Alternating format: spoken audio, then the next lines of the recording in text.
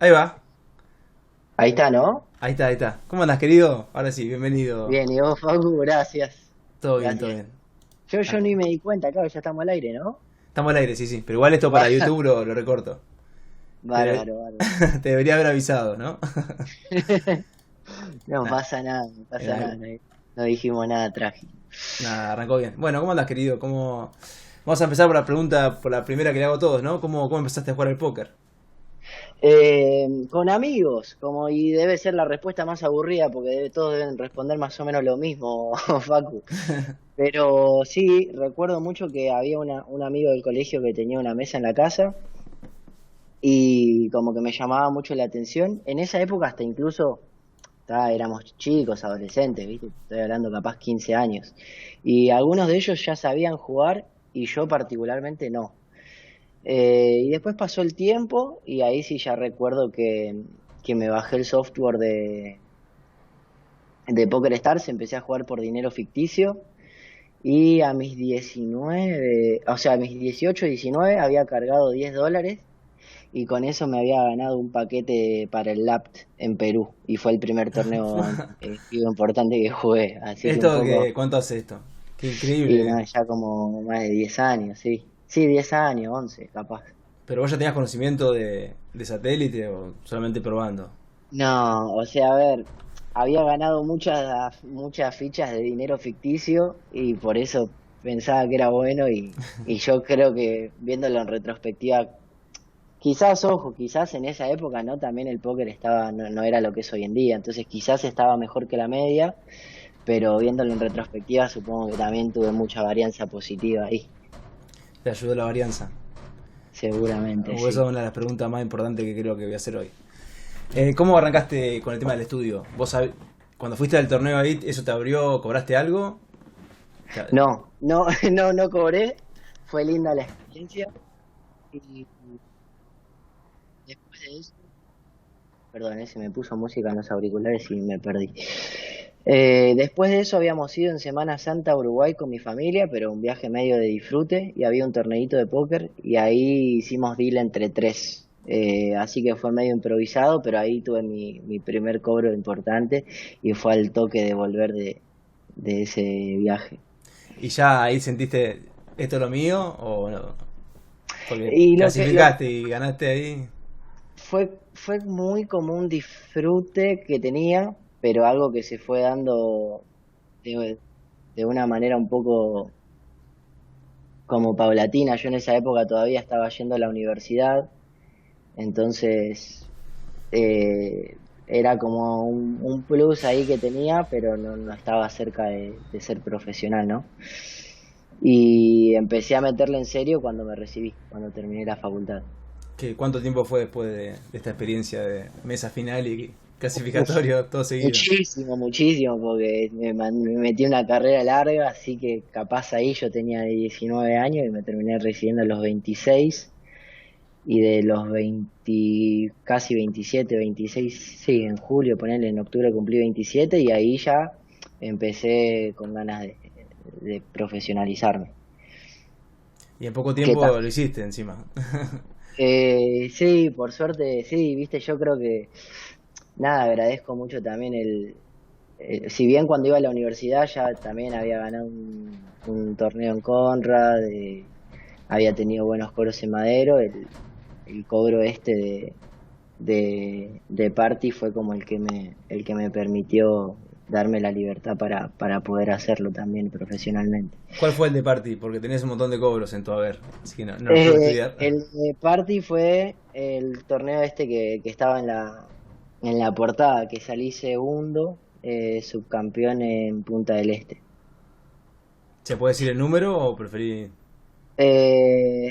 No sé, no, ni idea. Están por todos lados, bueno, no Igual, importa. sí, igual está puesto en todos lados, así que no pasa nada. Fue por 100K. Ah, bien, lindo Sí, número.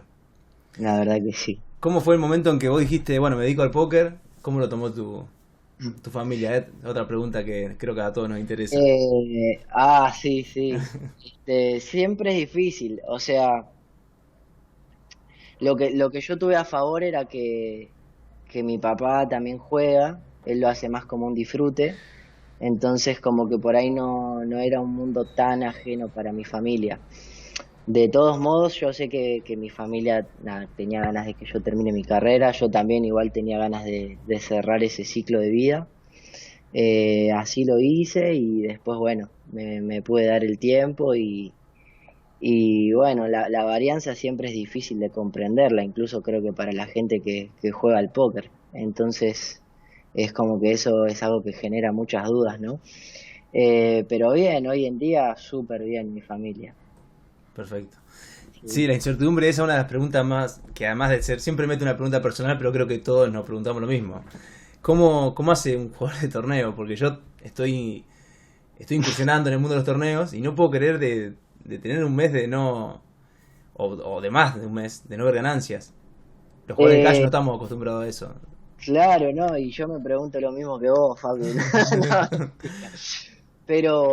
pero sí, es simplemente aceptar, confiar, y eso es lo difícil, ¿no? Porque eh, podés tener un muestreo muy grande de un año y pensar que hay jugadores que en un año pueden ir a pérdida, entonces tampoco tener un muestreo de un año es una muestra fiable como para saber cuál es el retorno de inversión de cada uno. Pero bueno, yo trato de meterle estudio a full, confiar, mejorar todo el tiempo, y quizás ese es el mejor apoyo que uno puede tener. Después, nada, eh, eso, aceptar, y es Es durísimo, duro, sí. ¿Cuán- fácil. o, ¿Cuánto crees eh, que puede durar una meseta o estar en cero, digamos? ¿Cuánto tiempo? Porque sé que eso pueden ser meses, pero en tu sí, caso, ¿qué te parece normal? lo máximo que he pasado. Y a principio de año tuve como 5 meses planchado este año. Sí, después tuve 2 meses que impresionante, estaba iluminado por los dioses. Claro, eso es lo que tiene, que en 2 meses te sentí el mejor jugador del mundo, ¿no? Sí, me sale toda. Tal cual, tal cual. Y después pasó que durante las W Cup, bueno, también ya sabemos lo que implica la varianza de una serie que es más todavía, ¿no? Entonces, ahí de vuelta fue un mes que golpeó duro, pero es así, ¿qué va a ser? Lo que estaba haciendo, también que me motivaba más psicológicamente era abrir sesiones nocturnas, porque al tener menos jugadores uno mete mesas finales como con mucha más continuidad, entonces eso está bueno también, te da confianza. Claro, son torneos con el field más chico y no como Claro, los por de ahí, la W Cup que son 5.000 tipos o más, que es una locura. igual, Muy difícil igual, llegar. tal cual. Entonces por ahí lo que estaba haciendo era, fines de semana lo jugaba, iba a la guerra y en la semana metía las sesiones nocturnas, que por ahí no tiene premios tan grandes, pero igual va sumando de manera un poco más parejita. Y después nada, los domingos, viste, el año pasado, por ejemplo, creo que me habré pelado todos los domingos. Este año, Me habré pelado todos los domingos. sí, sí. Y este año tuve 3 domingos que pinché muy bien, así que eso tampoco hay que dejar de jugarlos porque son días que nunca se sabe cuándo caen, ¿no? Claro, pasa que vos ganás un torneo que ganás 20, 30.000 dólares, ¿eh? Y ya está todo el año resuelto. O gran parte del año, por lo menos para nosotros, Y los obvio, normales. suma mucho. Después, bueno, quizás lo que uno hace es, si la banca da y uno cree que el nivel de juego da, empieza a subir el average buy-in. Y entonces ahí también empieza a tener, obviamente puede pegar saltos más grandes y también a veces se viene para abajo más rápido. Entonces es como ese camino de ir equilibrando todo. ¿Qué gestión de banca le aconsejás a los que son nuevos o los que tienen ya Eh, experiencia? yo, por lo que hablé con amigos, para torneos, yo lo que hago es, de lo que es mi average buy-in, 300 buy-ins. Ah, bien, Eh, conservadora la gestión. sí, y conozco gente igual que me dicen que no es tan conservadora. O sea, hay mucha gente que usa 500. Eh, 500. Para los que no saben 500. de qué estamos hablando, es en la gestión de banca. 500 significa que si jugás un torneo de $1, tenés que tener $500 para enfrentar la Exact- variación, digamos. Exactamente. Y eso después ir ajustándolo. O sea, si perdimos, no sé, por decir algo, $100, nos queda 400 dividido 500, ¿no? $400 dividido 500, estaríamos jugando torneos de no sé cuánto da eso, pero 80 centavos serán. Sí, yo te pregunto porque algunos usan de 100, por lo menos los torneos chiquitos, y sí, 100 es muy poco, me parece. 100 y 200 Sí, buy-ins. sí, sí, o sea, tranquilamente puedes abrir sesión un día, pelarte los 20, 30 torneos que jugaste y 100 me parece que es muy poco. Claro, no te puedes pelar 30% de la banca en un día. Claro, claro, Es mucho. tal cual, tal cual. ¿Cuántos torneos abrís por día? ¿O cuánto considerás que está bien? Eh, Eso yo creo que es muy personal, ¿viste? Eh, yo particularmente estoy jugando a 8 torneos casi siempre. A veces juego a 6 y con 6 pienso que estoy mucho más fino, la verdad. Pero con 8 también estoy cómodo. En Hay simultáneo gente y, en y- simultáneo, hay gente que juega más, gente que juega, no sé, hay gente que juega 15 torneos al mismo tiempo. Yo particularmente no puedo. Y en un día yo suelo abrir, fines de semana capaz abro 30 torneos en un día. Y en la semana, si hago sesión nocturna, quizás estoy entre 17 23 más o menos, por ah, ahí. buen número. Sí, Hubo, hay que meter volumen. sí, hubo un momento que dijiste, che, no, esto no es lo mío. Porque viste que todos los jugadores de póker tenemos un momento que por Y ahí la cuando tenés, variación... qué sé yo, si tenés 3 meses de pérdida, ¿viste? Uno se replantea muchas cosas, empieza a dudar sobre uno mismo hasta que empieza a amigarse un poco con esa varianza, ¿no? Eh, pero sí, sí, siempre hay momentos así de duda. Lo que creo que es bueno es que nunca hasta ahora perdí la motivación. El día que por ahí no tenga más la motivación, me plantearé de dejar de hacerlo profesionalmente. Pero ahora por ahí te podés tener un día malo, pero si al otro día ya te levantás con ganas y eso me parece que es un buen indicio. Y sí, que bueno, sí, la motivación es fundamental. Pero bueno, siempre está, es el tema de que es recurrente, ¿no? Porque yo la mayoría que conozco juegan cash. Entonces siempre nos preguntamos cómo hace el jugador de torneo. Porque yo he tenido un mes malo, quizás no recuerdo haber tenido uno malo, pero suponete que tuve uno. Dos, ponele, no, es una locura. Yo pienso que, a veces hablo con alguno que me dice, no, tuve 5 meses, 6 meses. Y yo digo, ¿cómo Claro, haces? ¿Tenés un ejercicio? ¿Mirás los torneos que ganaste? ¿Mirás la foto de cuando ganaste un torneo? No sé. ¿Tenés alguna forma eh, de decir, es yo variación y ya? lo que estoy haciendo este mes fue revisar mucho los torneos. De hecho, lo estoy haciendo en este tiempo, revisar torneos en los que me va mal. Prefiero revisar los que me va mal, decir, a ver, qué tantos errores encuentro, fue más la varianza. Si encuentro a fin de cuentas que fue más la varianza que otra cosa, eso también es como que me deja más tranquilo. Y siempre hay cositas que se encuentran para mejorar, entonces quizás ese es un buen ejercicio. Bien. Hoy vamos a revisar un torneito así. Sí, ahí tenemos. Así aprendemos un poquito. Y ahora, ¿cómo te ves en... ¿Vas a Las Vegas? Bueno, Contame eso que me vuelvo le, le había loco. Le había estado dando muchas vueltas y sí, finalmente decidí, voy a ir 19 días, creo, más o menos. ¿Ya tenés Eh, el cronograma? y estuve viendo, sí, hay torneos o sea, la verdad apunto a jugar de torneos de entre 500 y 1K, eh, es un poco eso y voy de 29 de octubre, o sea, llego el 29 de octubre y me vuelvo el 17. Bien. ¿Y de la Serie Mundial tenés alguno ya en Sí, vista? hay uno de la Serie Mundial que es de 1111, hay uno que es de 1K, que tenía ganas de jugar esos dos.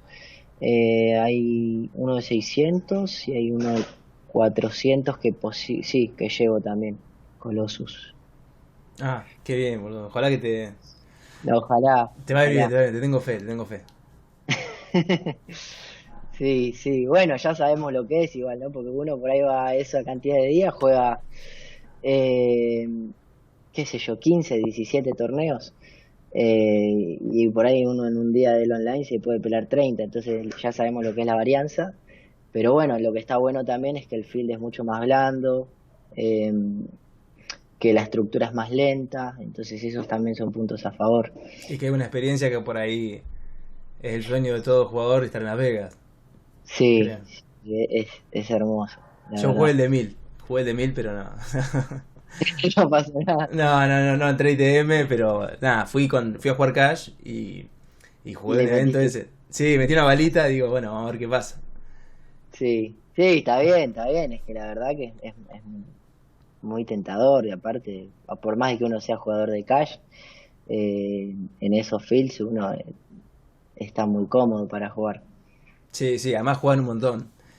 O sea, Mucha gente, sí. pero se juegan un montón las manos. O sea, abre uno, pagan Ah, todos, sí. sí, es como que... Sí, se vuelve medio otra cosa, ¿no? Porque uno termina jugando mucho multiway Sí, y es por muy ahí, dinámico el asunto. si uno estudia con un solver, por ahí no ve tanto multiway, entonces es otra cosa, ¿no? Hay que ajustarse mucho, pero está bueno. ¿Siempre jugaste torneos o tuviste una etapa de Cash? Sí, no, Cash jugué en vivo nomás y tuve una etapa cortita que metí buen volumen a los spins eh, y me iba bien, pero no sé, disfruto mucho más los MTTs y creo que lo mejor que puede hacer uno es enfocarse en una sola modalidad, así que ahora estoy con eso. Bien, me parece un buen consejo. Y ya que estamos de eso de la modalidad, ¿qué consejo le darías a alguien que está arrancando? Tenemos mucha gente que nos mira que está empezando a jugar. Que jueguen los niveles más bajos que se puedan jugar para ir aprendiendo, ¿no? Es muy difícil al principio, yo tuve un camino un poco desprolijo quizás, como que en algún punto quizás aprendí a los golpes, ¿no? Eh, pero sí, creo que lo mejor es estudiar mucho, que al principio uno tampoco sabe bien por dónde empezar, hacer buenas bases, estudiar bien los rangos, preflop, estudiar bien rangos de... Sí, eso, estudiar bien los rangos, eh, tener buena administración de banca y jugar lo más baratito que se pueda para ir aprendiendo y ir subiendo los niveles. Sí, ahora esto que me sigue 500 me parece que es un número muy interesante. Yo decía siempre entre 100 y 200, creo que me quedaba corto. Sí, es que me acuerdo que en una época se hablaba mucho de que 100 Badins estaba bien.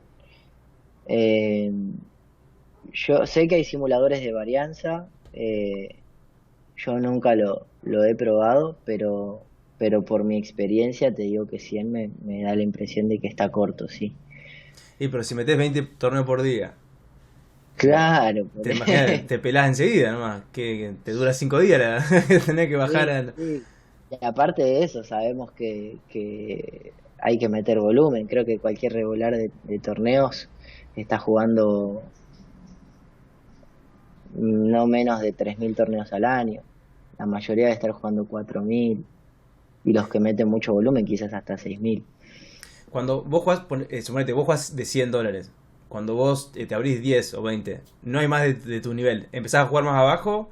O decís, bueno, listo, ya terminó mi día.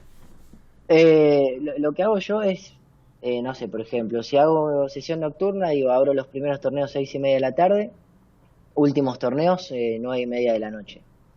Y en ese rango, la verdad, entre dos o tres salas ya hay oferta suficiente para todos los torneos que quiera jugar. Entonces voy mixeando, ¿no? Por ahí abro algunos de 100, abro algunos más baratos. eh, y Sección siempre nocturna, me gusta el nombre. armo sesiones quizás de manera tal que mi average buy-in cierre en lo que quiero. Ahí preguntan si jugás multilobby.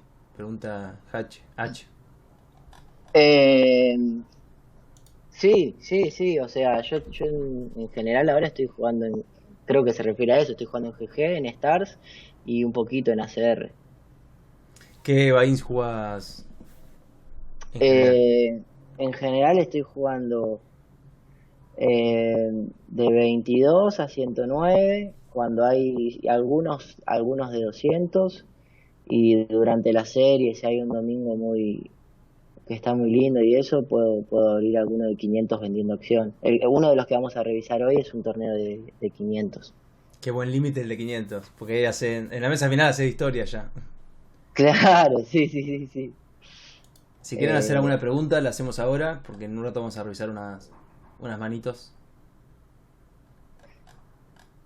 Y el tema de las series. ¿Tenés alguna serie que metiste algo? ¿Estuviste cerca? Pegué mucho en el palo, pero no, por ahora no metí en las series. Es que yo igual, metiendo volumen al online, llevo menos de 2 años. O sea que bueno, todavía estoy con confianza de meter en alguna serie. Lo más lindo que me pasó hasta ahora fue la FT del GG Masters. Y, y en las series, no, me acuerdo que el año pasado creo que lo más cerquita que quedé fue uno que ahí puesto 13 con 170 cal 1 y me parece que perdí un flip, una cosa así. Uf, qué duro. ¿Y cómo te Eh, sentías ahí, esto en la mesa esta de GG? y te, te da una lástima con lo que cuesta llegar ahí, ¿viste? Uno dice, pero era un flipcito más y ya era el FT, ¿no? Pero bueno, no. O sea, con el tiempo también eso me fue afectando cada vez menos. Es aceptar nomás. Y el día que toca, uno se siente mucho más agradecido. Pero me refiero al... Está bueno lo que dijiste, pero me refiero a la felicidad o la adrenalina que sentís cuando estás en la FT de un torneo tan grande, ¿no? Que, Ah, ¿cómo sí, haces sí, para sí. controlarte? Porque calculo que Y debe ser todo junto. lo que trataba de hacer era darme el tiempo suficiente para pensar cada mano, porque lo bueno es que hay un buen time bank, entonces tratar de tomarlo con calma y no acelerarse las decisiones. Claro, te puede salir muy caro una decisión errada ahí. Sí, aparte las FT se juegan muy diferente, la ICM es muy importante, entonces hay que darse tiempo ahí. ¿Usás el Icy Miser? No sé si se pronuncia así. Eh, Uso el Holden Resources, pero es lo mismo. Sí, ¿Pero que sí, lo sí. calculás ahí en tiempo real o más o menos tenés una idea de cuánto No, es? no, no, o sea, de hecho está prohibido. Si alguien no se escucha, nos mata, si no. No, pero de verdad lleva mucho tiempo el análisis de cada mano como para hacerlo en tiempo real. No sé si alguien lo puede hacer, si la tiene muy clara, pero yo lo que hago es reviso después de cada FT si hay alguna duda ahí, o incluso a veces lo que hago es veo, no sé, me pongo a ver una FT de high stakes y hay alguna mano que me llama la atención, bueno, abro el Hold'em Resources y resuelvo la mano y la estudio. Eh, y nada, creo que esa es la manera de prepararse. Después cuando llega la FT, uno juega en tiempo real con lo que sabe y después, bueno, si se manda alguna, quedará para aprenderla para la próxima. Clarísimo. Qué bueno, te tengo mucha fe en la Vega, amiguito. Ahí Gracias, preguntan, Facu, ojalá, ojalá. ¿qué te gusta más, online o en vivo? A mí me gusta más el vivo, pero llevo como 2 años jugando online ahora, muy poquito al vivo. Pero bueno, fue la situación. Lo que sí, igual agradezco el online, que creo que no hay manera de aprender como el online, ¿no?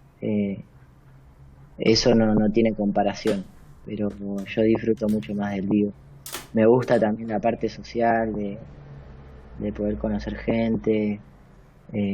No sé, tiene un plus que es más lindo, ¿no? Poder viajar también es algo lindo. Encima vos arrancaste viajando y metiéndome esa final. Claro, sí, sí, yo también tuve eso, ¿no? Que mis mejores cobros han sido en vivo y no en el online. ¿Cómo se siente el momento ese que agarrás el trofeo y te sacan fotos? Eso debe ser único. Sí, sí, me acuerdo que el de Punta del Este justo había sido un viaje que compartí con mi familia, entonces estaban mis papás y estaba mi abuela. Y también me sentí muy agradecido por poder tener la posibilidad de compartir eso con mi familia, como que eran muchas cosas, ¿no? O sea, creo que al momento de ganar el trofeo, sí, por ahí uno ya no piensa tanto en el premio, sino que eso es una consecuencia hermosa que, que viene para el después, pero en el momento a mí me pasa más por lo emocional de todo lo que está alrededor de eso, ¿no? Sí, ni hablar. Además me imagino, ya querías dedicarte a eso o tenías ganas de que o sea, te salgan las cosas bien porque, no sé, yo Sí, creo que en un torneo que te salgan las cosas bien es con el tiempo, pero que tener un trofeo en la mano es como decir, mirá, llegué. ¿Sentiste en algún momento sí. en tu carrera que había llegado? Eh, sí, pero en el momento más, o sea, sí, pero antes de ser profesional. Es más, ahora me siento al revés. Ahora me siento como que tengo mucho por aprender. Eh, lo cual me parece algo bueno, ¿no? Porque en el momento que sentí que había llegado, en realidad estaba estancado. Y ahora me parece que es más positivo sentirse que uno por ahí todavía no logró lo que quiere. ¿Cuándo sentiste que había llegado? ¿Metiste algún premio o simplemente era Y banca? en esa época que había, sí, también en un momento había metido un super deep run de un Cup de Buenos Aires, que ahí también se me negó la FT, creo que me había ido puesto 11, pero los premios de esa época eran muy grandes y por ahí yo me sentía muy confiado con mi nivel de juego, ¿no? Y ahora si lo miro en retrospectiva, nada, sé que me faltaba mucho, entonces también a veces por ahí se come un chasco ahí de que los buenos resultados pueden ser engañosos. Sí, sobre todo en torneos que por ahí hay mucha Tal gente cual. que jugó por primera vez un torneo y lo ganó. Bueno, a vos te Sí, pasó. Y que capaz que en su sí, vida estudió nada. Pero bueno, tal cual, entonces, tal cual. Así que bueno, nada, es interesante poder discernir eso y, y tratar de siempre enfocarse en el estudio, ¿no? ahí Lauti pregunta, ¿qué considerás más importante? ¿Qué considerás más importante estudiar para cruciar límites bajos? Eh, yo creo que eso es más importante al principio ganar experiencia y jugar mucho. Yo lo que veo es que en general al principio se mete mucho volumen y a medida que se van subiendo los niveles se estudia más y se juega menos. Aparte también es como que los torneos o el callo, lo que sea, hay que meter mucho volumen para poder hacer la diferencia. Entonces, si uno ya está jugando niveles altos, bueno, por ahí no necesita tanto volumen para ganar una cantidad de dinero significativa, pero al principio sí es importante meter el volumen y aparte porque creo que es una mezcla de ambas cosas, ¿no? Uno estudia, pero para poder hacer eso propio también tiene que jugarlo mucho. Entonces, al principio para mí, o sea, con esto no estoy diciendo que no hay que estudiar, ¿no? Pero quizás al principio es mejor meter 70% juego, 30% estudio y después cuando uno está en niveles más altos, empezar a cambiar un poco eso y hacerlo al revés, quizás, o 50-50. Perfecto. Me encanta porque yo ya sé que sos coach, no sabemos si ponerlo en el título, pero tenés una claridad para explicar y muy conciso. Qué bueno, no, la verdad te agradezco eso, porque sí, le doy clases a dos chicos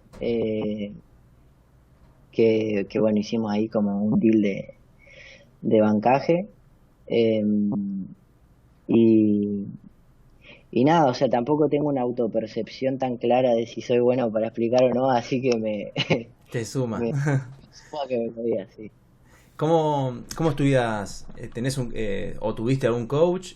¿Sos autodidacta? Siempre fui bastante autodidacta, recién este año fue la primera vez que hice coaching con patas y nada, que quedé muy contento porque la verdad que me ayudó mucho, ¿viste? A veces uno llega a algún punto en el que es difícil también darse cuenta donde uno mismo se está equivocando, es más difícil por ahí ver donde otro, ¿no? Se equivoca si juega a límites más bajos, pero bueno, él me ayudó mucho y en general sí. Ahora, por ejemplo, estudiando solo. Reviso mis torneos solos, tengo ahí un solver para correr algunas manos, el Holden Resources para manos preflop. Y después, bueno, creo que también es bueno mirar mesas finales, mirar gente que sabe más que uno, eso también es un buen ejercicio. ¿Qué opinas de los solvers? Que fue un tema que se habló mucho en estas entrevistas. No sé si las viste, pero... No las vi yo. No sé qué habrá dicho el resto. Yo creo que una buena manera es estudiar los solvers para después romperlos, ¿no? Pero me parece que hay una cosa de que, salvo un par de elegidos que por ahí nunca tocaron el solver en su vida y son unos animales, creo que gran parte de los jugadores de High Stakes ha estudiado mucho con los solvers. Entonces, yo soy partidario del sí, pero para saber cómo después salirse del GTO para jugar explotativo también. Claro, como una base, digamos. Sí, todos están de acuerdo en eso. Ok. Lo que no están de acuerdo es copiar exacto el programa y no salirse. El ejemplo más claro es que si te dice que tenés que robar el 43% o un porcentaje y vos ves que la persona fue el día de más, Raúl dice, pero tenés que subirle más. Claro, Pero eso, bueno, es claro. Pero bueno, hay una discusión total. bastante grande en los foros y en todos lados. Sí, sí, sí. No, es que, o sea, sin dudas se gana más jugando explotativo, ¿no? Pero también para que pasa un poco que si uno llega a los niveles más altos, si algún día pudiera llegar a los high stakes, tampoco hay tanto por jugar explotativo por ganar, ¿no? Entonces ahí hay que tener mucho más claro los solvers, me parece. Perfecto. A ver si hay alguno tiene una pregunta, muchachos, se la hacemos y si no, bueno, ¿crees que empecemos con el análisis del Sí, torneo? Facu. Eh, a ver, Ah, yo otra ya. pregunta que te iba a hacer. ¿Todos los días le metes torneos o recomendabas descansar? Eh, Eso es muy personal. Ahora antes de ir a Vegas yo tenía más ganas de estudiar más y jugar menos. Eh, pero en general creo que promedio debo jugar 4 veces por semana. Eh, Durante las series quizás juego todos los días y descanso los viernes, que capaz a veces no meten torneos en la grilla. Si hay series trato de jugar siempre y si no, por ahí bajo 4 veces por semana, tres. Esta semana particularmente creo que voy a terminar, por ejemplo, jugando 3 días. Sí, 3 o 4 días. Yo pensé sí, que jugaban más que los de Cash, que jugaban 6 o 7 días por semana, digamos, todos los días. claro, claro. No sé, yo me siento cómodo de esa manera. La verdad no sé qué hacen otros regulares de MTT en cuanto a eso. Escuché un día en Twitch a Franco Hospitale y Franco creo que dijo algo parecido, que ahora por ahí no estaba jugando tanto, no sé cómo habrá sido en su momento, pero sí que le metía bastante durante la serie. Ahí pregunta, eh, ¿torneos PKO o sin PKO? O sea, con KO o sin KO. Más fácil. Eh, y me gusta, la verdad me gustan los dos. Este, los PKO son más complejos, ¿no? Porque hay situaciones ahí de cómo influye el bounty, eso es más complejo y al mismo tiempo tiene menos varianza y por ahí la gente lo juega un poco peor también, entonces quizás hay un poco más por ganar. A mí me resultan divertidos, pero probablemente sin PKO me guste más. Lo Claro, que con el tiene el tema del... PKO es que casi siempre algo te llevas, ¿no? Es un poquito Bueno, menos feo. varianza. Sí, por ahí uno gana plata y no entra en coro, no sé, a veces pasa eso también. Y también pasa que por ahí te pagan por el... Te pagan 5 jugadores porque tenés un bounty alto y eso Sí, también es sí, peligroso. son medio una locura. Los de los sábados también, que son bounty 75%, son una masacre. Claro, ahí Son eliminás dos y ya divertidos. está. Claro. Ahí Colorado te pregunta por hobbies. O sea, que si querés contar algo de... Los días que no juego, ¿qué hago? Y ahora estoy tomando clases de piano. Y previo a esto, bueno, tenía mis clases de teatro, que por la pandemia yo no estoy haciendo y no me motivaba mucho tenerlas por Zoom. Este, Así que bueno, el año que viene ya con ganas de probablemente retomar clases de teatro, seguir con clases de piano, eh, a veces jugar pádel con amigos es algo que me gusta, juntarme con amigos, eh, sí, ese tipo de cosas. Micho te pregunta qué jugador es referente para vos en el plano nacional e internacional. Eso lo agrego yo. Eh, a ver, y para mí en el ámbito nacional, mi mayor referente, porque también es un amigo, es Tincho Arce, no más que ahora está medio retirado, pero también Patas, Franco Hospitale, Negrín, me parece que son todos grandes jugadores de acá. Damián, Salas, obvio. Y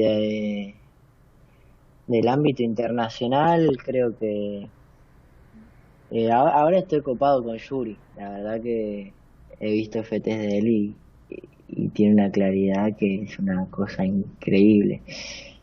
Adrián Mateos también me gusta mucho. Y Y Ceros, bueno, Ceros es- tiene mucho de ayudar al jugador, ¿no? Creo que a mucha gente de la comunidad le ha servido el material que hizo él, así que, y que sigue haciendo.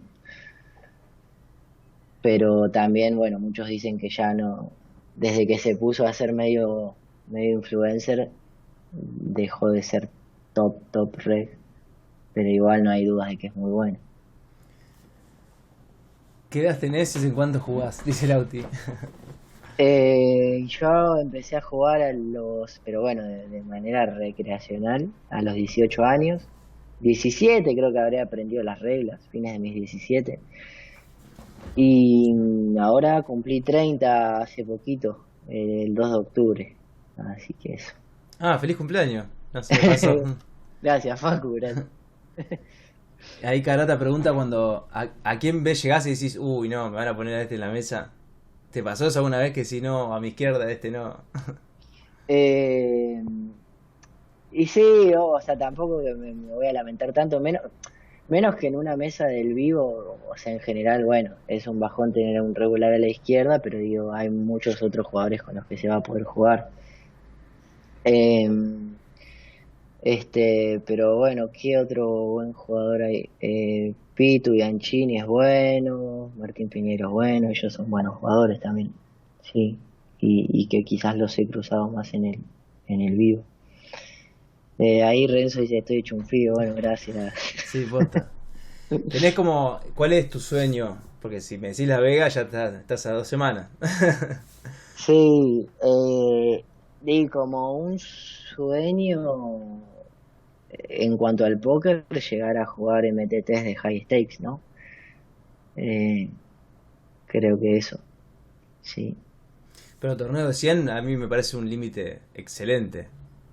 Sí, no, está buenísimo, ¿no? Como que por ahí también me daba cuenta de que eh, siempre me pongo a mirar mesas de gente que sabe más y entonces como digo, bueno, tengo mucho por delante, estaría buenísimo poder llegar a jugar MTT de 1K con regularidad, bueno, ni hablar de seguir subiendo, jugar en 5K, 10K, pero también veo un poco en retrospectiva y jugar MTTs de $100 online está bastante bien. Sí, los premios que tiene Es son es un increíbles. nivel hay buenos premios y es un nivel bastante competitivo también. ¿Cuál fue el torneo más grande que jugaste? El año pasado tuve un golpe de suerte, jugué un 10K que Uf. lo metí por un spin de $22. Eh, Así que lástima que no pude meter el ITM, porque un ITM ahí, una locura, ya el mini cash. 10K, qué Eh, locura. sí, me voló ese spin, yo estaba que no lo podía creer, me voló un spin de 22, se te abre por 10K. Ahí tuve más la adrenalina que en un FT, me acuerdo, ese fue una tremendo. Y que lo ganaste y te da el ticket, digamos. Lo gané y me quedó el ticket, sí. Y nada, quizás una cosa que hubiese preferido hacer, porque estábamos hablando de un 10K online que tiene un nivel abismal, ¿no? O sea, Los mejores jugadores del mundo, los mejores básicamente. jugadores del mundo. Entonces, si hubiese podido, en vez de entrar no me acuerdo con cuántas ciegas arrancaba, pero más de 100 ciegas, ¿no? Si hubiese podido entrar ese había sido el consejo de un amigo, si podés entrar más adelante, entrar con 50 ciegas, donde ya no hay tanta ventaja entre un regular de torneos 10K y un regular de torneos de 100, hubiese sido bueno. Pero antes parece que PokerStars dejaba hacer eso y ahora te obligaba a jugarlo de entrada. Digamos, te inscribe automáticamente. Claro, y no podías cancelar la inscripción. Claro, la presión que te meten los jugadores desde el momento cero. Sí, están en meta ahí, la tiran por la cabeza, ellos no tienen problema, ¿no? Nada más te miran en Sharkscope y dicen, este juega de 100, vamos a tirarle. Supongo que es Claro, así, ¿no? sí. Claro, porque es un límite que 5.000, 10.000 ya no creo que haya recreacionales ahí. Son todos regulares. No, lo único que había tenido la suerte era que tenían la ciega grande a Neymar y yo en botón. Entonces, bueno, le abría todo a Neymar si por lo menos tenía la suerte de tener un recreacional ahí en la ciega grande. ¿Cuál fue el jugador con el que compartiste mesa que dijiste, qué bueno que esté acá, además de Neymar? No se me ocurre, Facu, ¿eh? Estoy pensando. eh, Es una pregunta improvisada esta, como dijiste Neymar, digo, sí, por ahí. sí, sí, sí, sí. Mm, eh, Vos me hablás de así, alguna personalidad que me haya llamado la atención que esté. Sí. Yo soy Mm, cero cholulo, he compartido con algunos jugadores que son sí, de no, renombre, pero hay pocos. El no me único que se resulta me viene a tanto. la cabeza ahora es el Coco Sil. Con el Coco he compartido mesas. Buena onda, muy buena onda él. Muy divertido. Sí, pero sí, es muy divertido. Igual en la mesa las veces que lo vi estaba un poco más serio, ¿no? Pero bueno, también estaría queriendo estar enfocado en su torneo y todo. Pero era buena onda, era buena onda. ¿Qué, qué te iba a decir? ¿Cómo te ves en un par de años? ¿Te ves jugando esos torneos de 5000?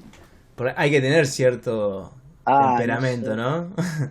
Yo Por- creo que podría tener temperamento. Pasa que se tienen que dar muchas cosas, ¿no? Aparte de volverse muy bueno, tienen que caer los pinchazos, porque si estamos hablando de jugar, está bien, uno tampoco es que vaya a jugar todo el tiempo esos torneos, pero por ahí termina con un average buy-in de $300 y ya estamos hablando de tener, es una locura, 300 por 300, ¿no?